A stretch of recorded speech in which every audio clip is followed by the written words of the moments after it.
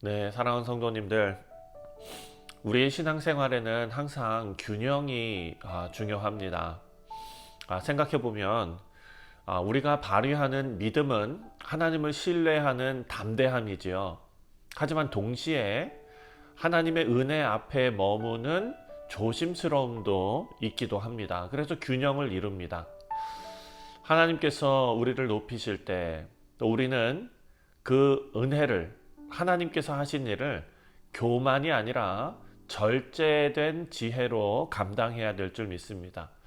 또 오늘 본문 5장 말씀을 보면은요, 이런 영적 균형이 아주 잘 드러나 있는 장면이 나옵니다.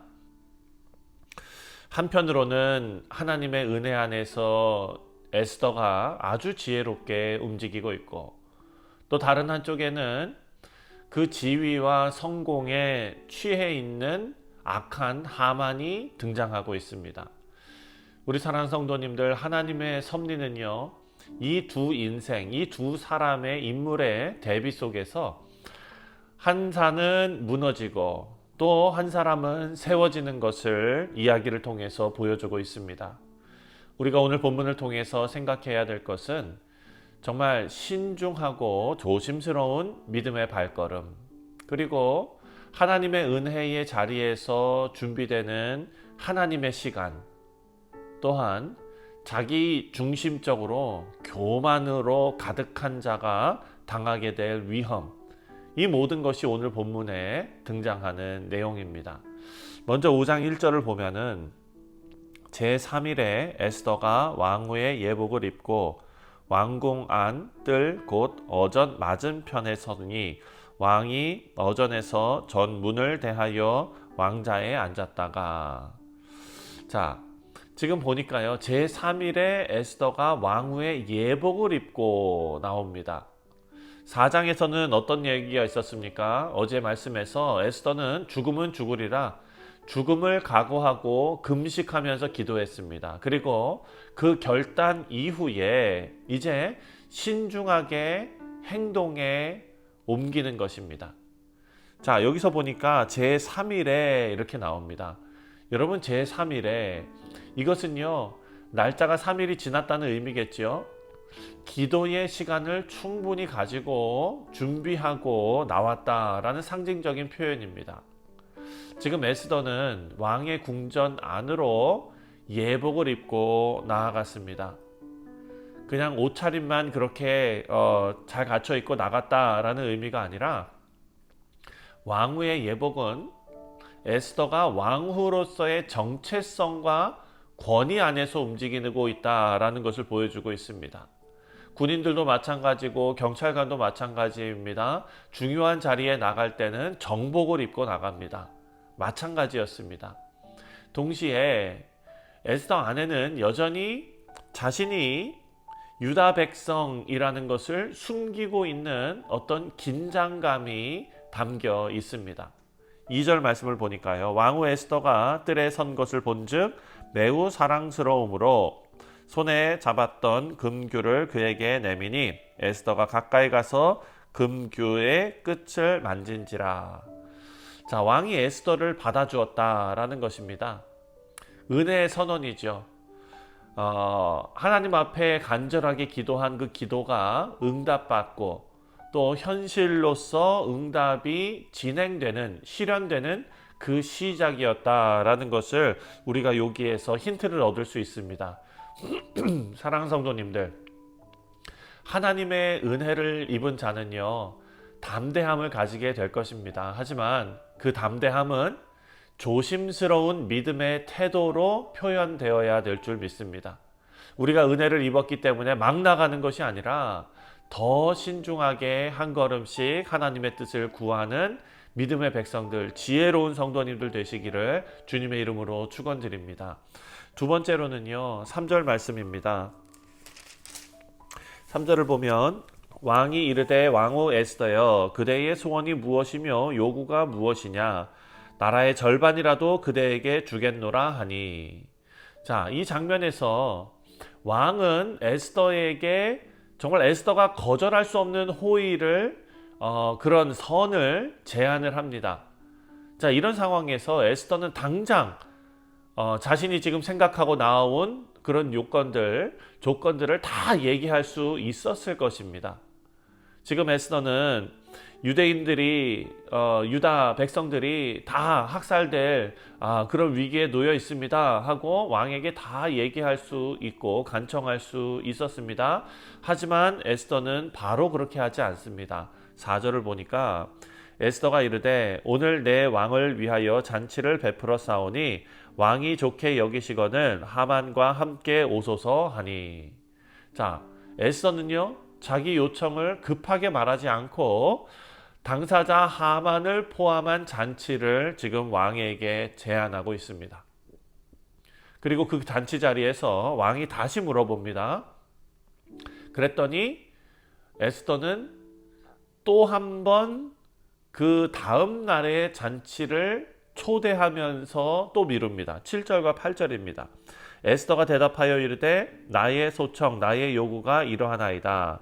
내가 만일 왕의 목전에서 음해를 입었고 왕이 내 소청을 허락하시면 내 요구를 시행하시기를 좋게 여기시면 내가 왕과 하만을 위하여 베푸는 잔치에 또 오소서. 내일은 왕의 말씀대로 하리이다. 자, 지금 에스더가요 갈팡질팡하면서 해도 되나? 하면 안 되나? 이렇게 우유부단하게 지금 일을 진행하고 있는 것이 아닙니다. 이것은 지혜였습니다. 지금 정치적으로 타이밍을 보는 것이고, 그리고 왕과 하만이 심리적으로 여유를 가질 수 있는 시간을 주는 것이고, 또 하나님의 역사하심이 임할 순간을 지금 영적인 분별력을 가지고 기다리고 있었다라는 것입니다. 우리 성도님들, 아까도 우리가 생각했지만 우리의 믿음은 즉각적인 행동보다 하나님의 때를 기다리는 지혜로운 인내인 줄 믿습니다.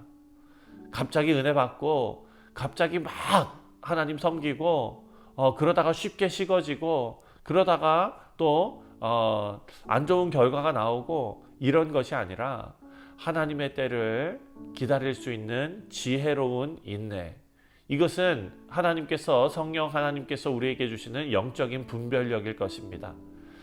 우리의 성도들은 결과를 조급하게 밀어붙이는 것이 아니라 하나님께서 길을 여실 타이밍을 인내하며 기다릴 줄 알아야 한다라는 것을 우리가 생각할 수 있습니다.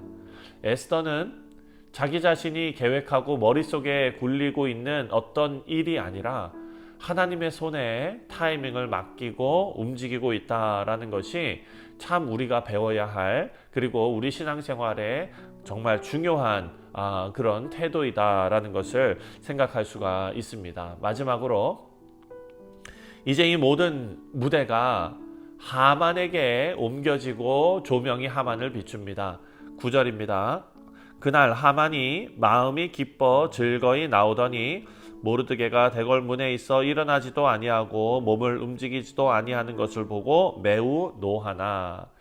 자, 하만은요 지금 에스더가 베푼 그 잔치에 왕과 함께 초대받은 것이 아주 기분이 좋습니다. 왜냐하면 자신의 권위와 그리고 자신이 그 영광스러운 자리에 나아갈 수 있다, 아주 정점을 찍었다, 이렇게 생각한 것이기 때문입니다. 모든 것을 가졌다고 생각하고 가는데 지금 모르드게가 대궐 문 앞에서 일어나지도 않고 그리고 하만에게 예를 표하지도 않은 것입니다. 그랬더니 하만이 모르드게에게 아주 노했다라고 기록해 놓고 있습니다. 자, 이 모르드게가 일어나지도 않고 공손하지도 않았다. 이것은요, 하만의 기쁨이 한순간에 분노로 바뀌게 만들었습니다. 자, 친구들과 아내 앞에서 자기 성공을 막 자랑하고 있는데요. 13절을 보니까 그러나 유다 사람 모르드게가 대궐문에 앉은 것을 보는 동안에는 이 모든 일이 만족하지 아니하도다. 자, 자기가 기쁘고 영광스럽게 생각하고 하다가도 모르드게만 머릿속에 생각하면은 그 모든 것이 다 만족하지 못하게 되었다라는 것입니다. 여러분, 여기서 우리가 알 수 있는 것은 자기 중심적인 이런 성공은요, 늘 다른 사람을 통해서 확인되어야만 의미가 있다라는 것입니다. 모든 것을 가졌습니다. 하지만 이 유다 백성 한 사람을 굴복시키지 못한 것이 하만을 무너뜨리고 있는 것입니다. 사랑하는 성도님들, 우리가 다른 사람을 의식하면서 살아가는 것, 이것은요 그러지 말아야지 하면서도 계속해서 우리가 겪고 있는 실패의 모습입니다. 다시 말씀드리지만 자기중심적인 성공, 하나님이 인정하시는 성공이 아닙니다. 이 자기중심적인 성공은 다른 사람의 인정을 통해서 확인되어야만 의미가 있기 때문에 다른 사람에게만 초점을 맞추게 된다라는 것입니다. 그래서 지금 하만은 그 올무에 묶여서 자기의 인생이 무너지는 것을 모르고 있습니다. 그래서 14절 말씀을 보면은요, 그는 그의 아내 세레스와 모든 친구들이 이르되 높이가 50규빗 되는 나무를 세우고 내일 왕에게 모르드게를 그 나무에 매달기를 구하고 왕과 함께 즐거이 잔치에 가소서 하니 하만이 그 말을 좋게 여기고 명령하여 나무를 세우니라. 자, 하만이 지금 복수를 실행할 계획을 세우고 있습니다. 하지만 모르는 것은 있죠. 자기의 정적, 자기의 마음을 상하게 했던 모르드게를 매달려고 세운 장대가 지금 하만을 향하고 있다라는 사실을 모르고 있습니다.